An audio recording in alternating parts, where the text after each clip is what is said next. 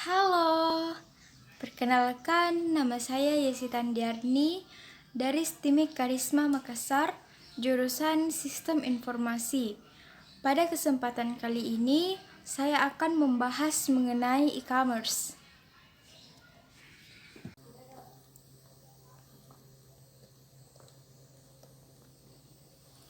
Apa itu e-commerce?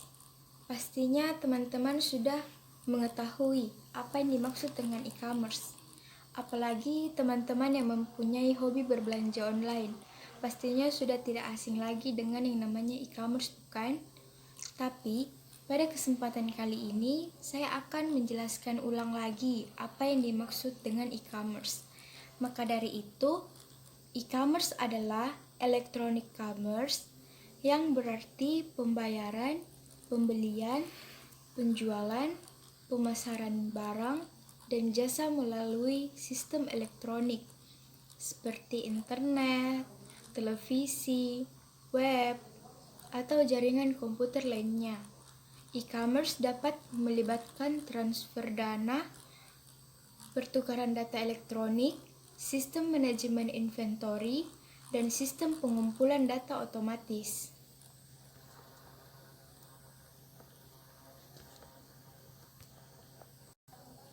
Bagaimana sejarah dan perkembangan e-commerce?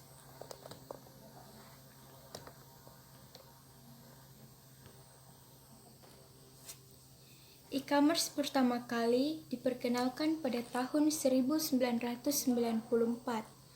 Pada saat pertama kali banner elektronik dipakai untuk tujuan promosi dan periklanan di suatu halaman web. Menurut riset Forrester, perdagangan elektronik menghasilkan penjualan seharga 12,2 miliar pada tahun 2003.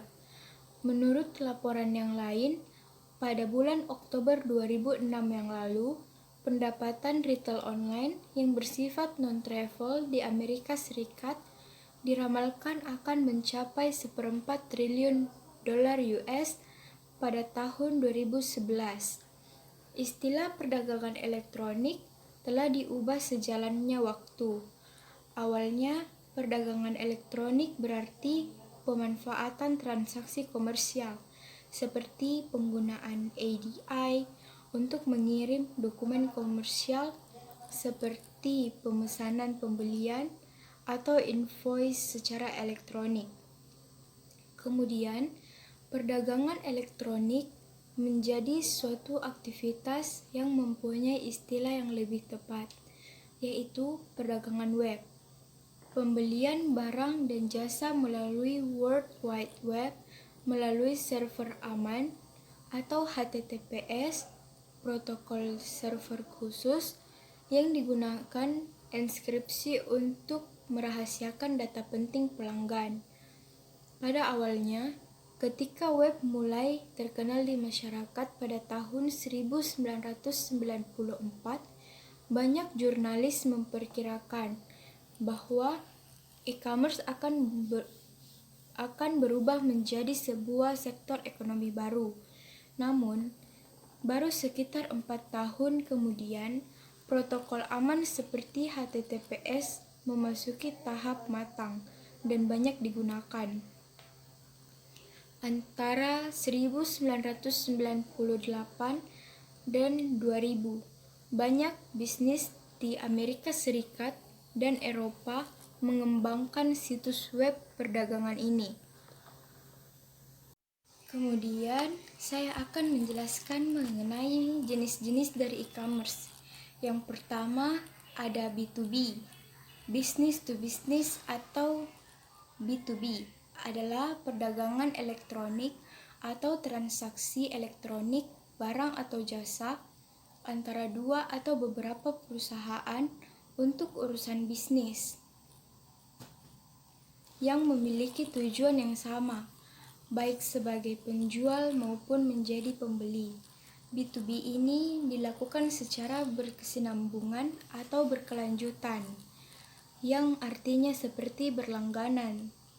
Contohnya yaitu produsen dengan supplier yang terus saling berinteraksi dan bertransaksi secara online baik dari permintaan, konsultasi, pengiriman maupun pembayaran yang dilakukan secara online atau elektronik. Contoh website e-commerce yaitu Tokopedia, Traveloka, dan lain sebagainya.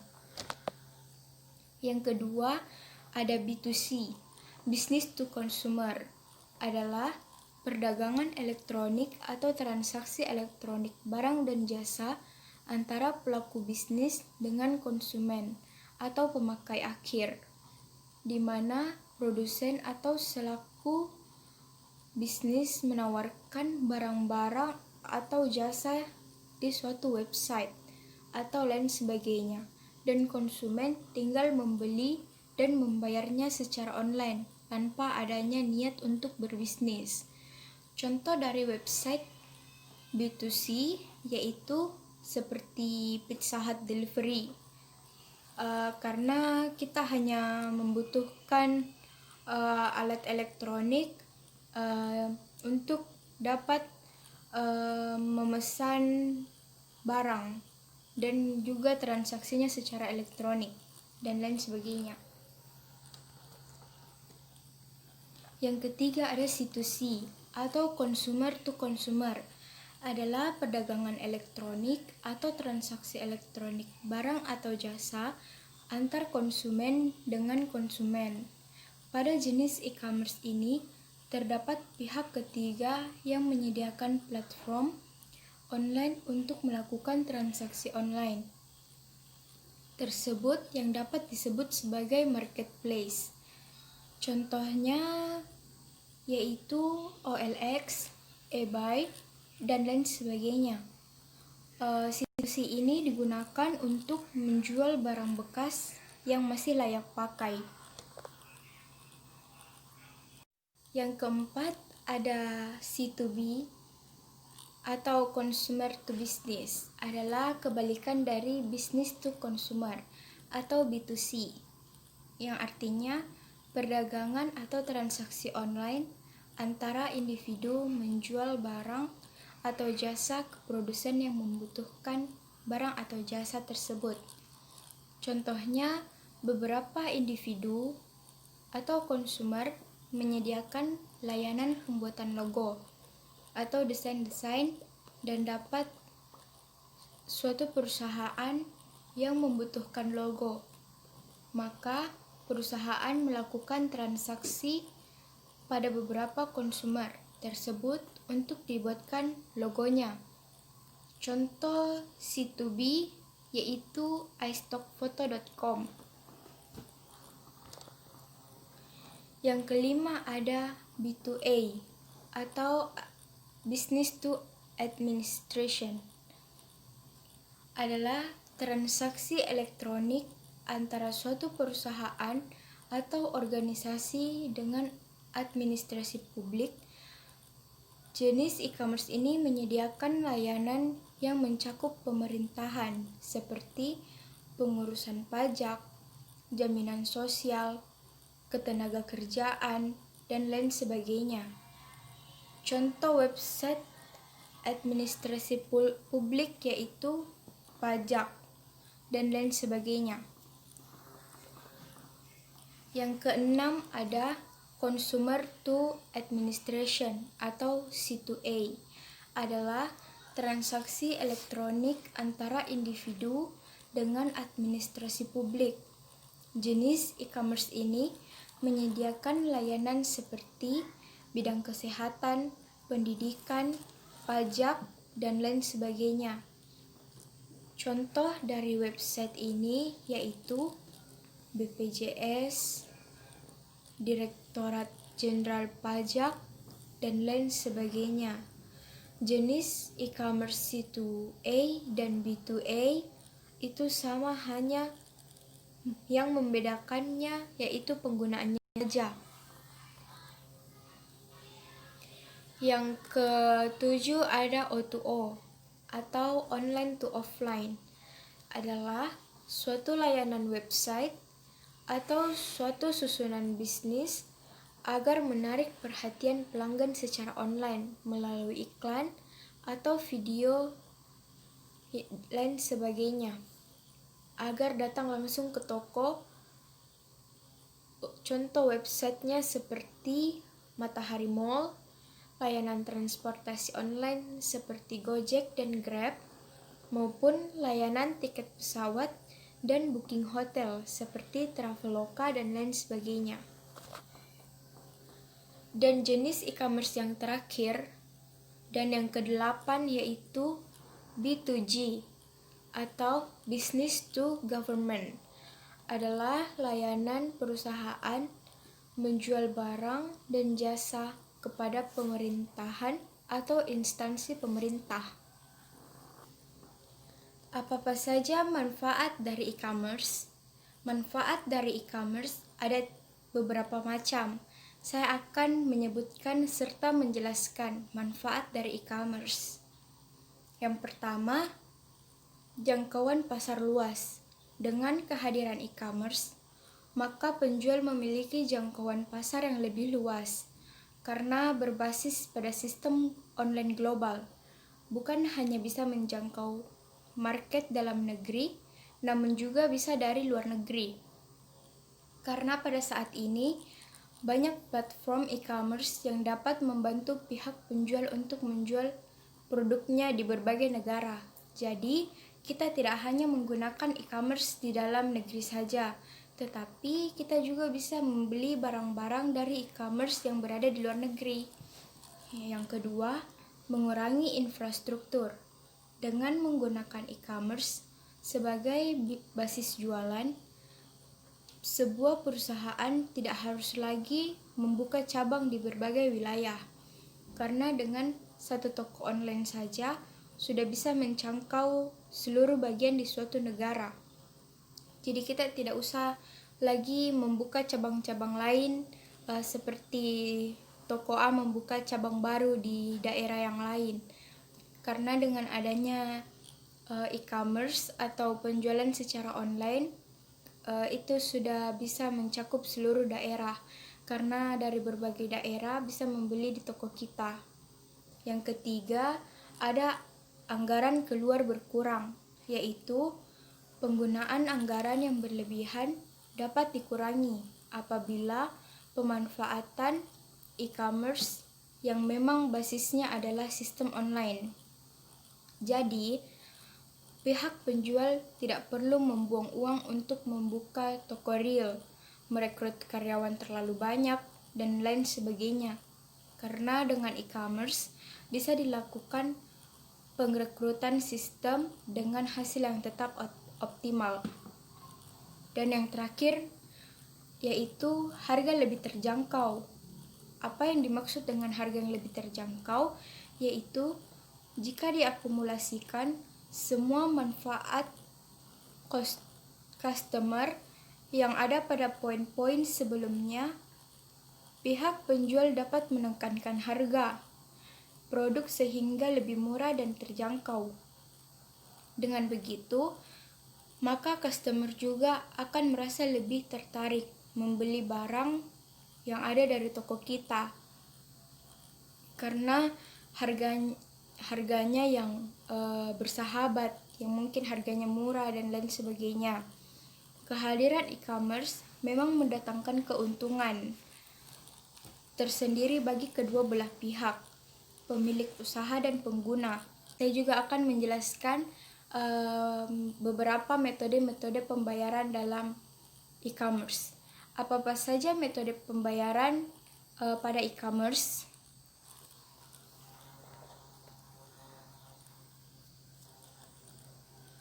Metode pembayaran pada e-commerce yang pertama itu yang paling sering digunakan adalah transfer bank. Anda bisa melakukannya melalui mobile banking, internet banking, dan ATM. Bisa dibilang metode ini tergolong cara yang lama, tapi masih digunakan hingga sekarang. Metode via bank tidak tergerus oleh keberadaan alat pembayaran online karena mereka dinilai aman dan praktis untuk dilakukan. Selain itu, cara ini juga paling dikenal oleh banyak orang. dari berbagai kalangan di tanah air. Apa kelebihan dari metode pembayaran yang satu ini? Kelebihan dari metode pembayaran online ini yaitu ada beberapa kelebihan yang bisa dirasakan, seperti keamanan, transfer via ATM atau online banking maupun mobile banking cenderung lebih aman. Kenapa lebih aman? Karena Anda hanya tinggal memasukkan PIN saja. Kemudian kelebihan yang lainnya yang bisa Anda rasakan adalah mudah untuk digunakan dan dan tidak usah lagi susah-susah untuk keluar rumah, karena kita bisa menggunakan ini secara online seperti mobile banking atau internet banking. Hanya dengan memilih, kita akan transfer ke bank yang akan kita tuju. Yang kedua, ada kartu kredit. Zaman sekarang kartu kredit masih menjadi salah satu metode pembayaran online yang disukai oleh banyak orang. Hanya dengan kartu kredit kita bisa berbelanja apa saja, baik di dalam negeri maupun di luar negeri. Selain itu, kita juga tidak harus membayar barang belanjaan kita. Toko online dalam dan luar negeri juga memasukkan kartu kredit sebagai salah satu metode pembayaran, sehingga banyak orang yang menyukai dan menggunakan kartu kredit tersebut untuk berbelanja. Tentunya hal ini bisa menjadi salah satu rekomendasi cara pembayaran yang perlu dimasukkan jika Anda berjualan via dunia maya. Teknologi yang semakin maju membuat orang-orang mengembangkan kartu kredit dengan sistem yang telah terintegrasi dengan banyak hal. Hal ini mendorong banyaknya orang yang semakin menyukai metode pembayaran ini untuk membayar belanjaan mereka yang melalui e-commerce yang telah mereka beli. Kelebihan dari pembayaran ini yaitu mudah untuk digunakan dan hampir semua toko baik di dalam negeri maupun di luar negeri seringkali menyertakan kartu kredit sebagai alat pembayarannya. Dan cara yang terakhir yaitu ada pembayaran secara cash on delivery atau COD. Pembayaran ini dilakukan secara langsung saat barang sudah sampai di tangan. Pembeli tinggal memberi uang tunai kepada orang yang memberikan barang tersebut. Metode ini dapat mengurangi terjadinya penipuan dalam membeli barang. Jadi metode ini seringkali juga digunakan oleh banyak orang, karena seringkali orang-orang mungkin pernah terjadi penipuan, atau mungkin orang-orang juga telah membeli barang tapi barangnya tidak sampai ke tangan mereka. Jadi mereka memilih metode pembayaran COD ini untuk meminimalkan terjadinya penipuan terhadap barang yang telah mereka pesan. Karena jika barangnya tidak datang, mereka tidak perlu khawatir karena mereka belum membayarnya.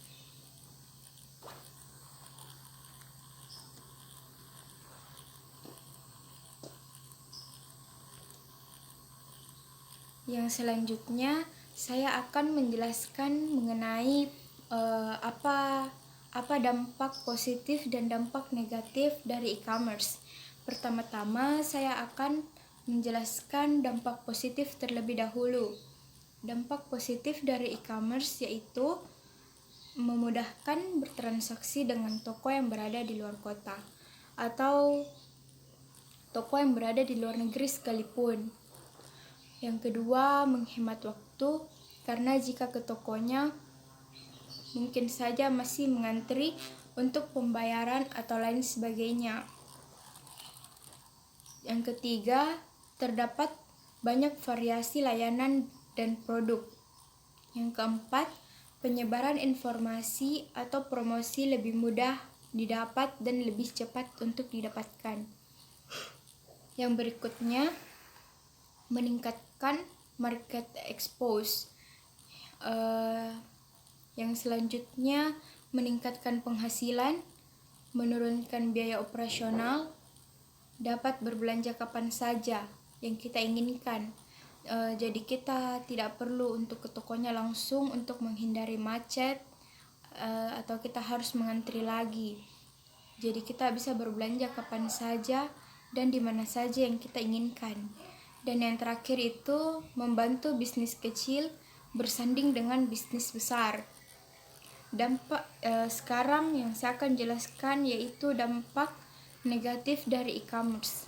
Apa saja dampak negatif dari e-commerce?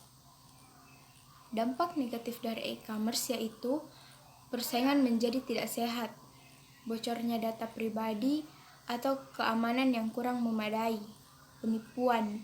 Seperti yang saya jelaskan tadi, banyak orang yang telah membeli barang dan telah membayarnya, tapi setelah ditunggu beberapa hari barangnya tak kunjung datang. Itulah yang dinamakan sebagai penipuan. Atau mungkin saja barangnya yang dilihat di gambar tidak seperti yang datang. Jadi kayak barangnya itu berbeda, bisa saja bentuknya berbeda atau warnanya berbeda dengan gambar yang telah disediakan oleh si penjual. Kemudian yang selanjutnya itu tidak ada kesempatan seperti mencoba atau melihat barang secara langsung, karena hanya dari foto atau video saja yang ditampilkan. Dan yang terakhir, membutuhkan waktu agar barang bisa sampai di tangan.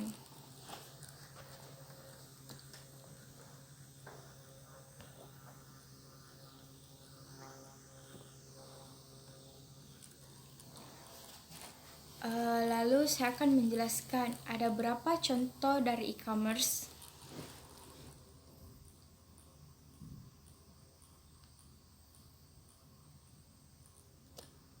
Saya akan menjelaskan 3 contoh dari e-commerce. Yang pertama, iklan baris. Iklan baris merupakan salah satu bentuk e-commerce yang tergolong sederhana. Bisa dianggap sebagai evolusi dari iklan baris. Biasanya ditemui di koran-koran ataupun koran-koran secara online. Penjual yang menggunakan sosial media atau forum untuk beriklan. Biasanya tidak bisa langsung menyelesaikan transaksi pada website yang bersangkutan. Namun, penjual dan pembeli harus berkomunikasi secara langsung untuk bertransaksi. Contohnya seperti OLX dan sebagainya. Yang kedua ada retail. Retail merupakan jenis e-commerce yang dimana semua proses jual beli dilakukan melalui sistem yang sudah diterapkan oleh situs retail yang bersangkutan. Itu kegiatan jual beli retail relatif aman, namun biasanya pilihan produk itu tidak terlalu banyak atau hanya fokus ke 1 atau 2 produk saja, seperti Zalora atau lain sebagainya. Yang ketiga ada marketplace. Marketplace bisa dianggap sebagai penyedia jasa mal online. Namun, yang berjualan bukan penyedia website, melainkan anggota-anggota yang mendaftar untuk menjualan di website. Marketplace yang bersangkutan melainkan anggota-anggota yang mendaftar untuk berjualan di website. Marketplace pada umumnya menyediakan lapisan keamanan tambahan untuk setiap transaksi yang terjadi, seperti sistem pembayaran atau lebih umumnya dikenal sebagai rekening bersama. Jadi setiap orang terjadi transaksi menerima pembayaran dan menjaganya hingga produk sudah dikirimkan oleh penjual dan diterima oleh pembeli. Setelah proses pengiriman selesai, barulah uang pembayaran diteruskan ke pihak penjual. Jadi bisa terjadi keamanan, bisa untuk meningkatkan keamanan dan meminimalkan penipuan terjadi. Itulah pembahasan mengenai e-commerce yang dapat saya sampaikan. Semoga dapat bermanfaat. Apabila terjadi kesalahan dalam penyebutan kata, saya mohon maaf. Dan apabila kalian mempunyai waktu yang luang, kalian dapat menonton video saya mengenai cara dan pengalaman berbelanja online.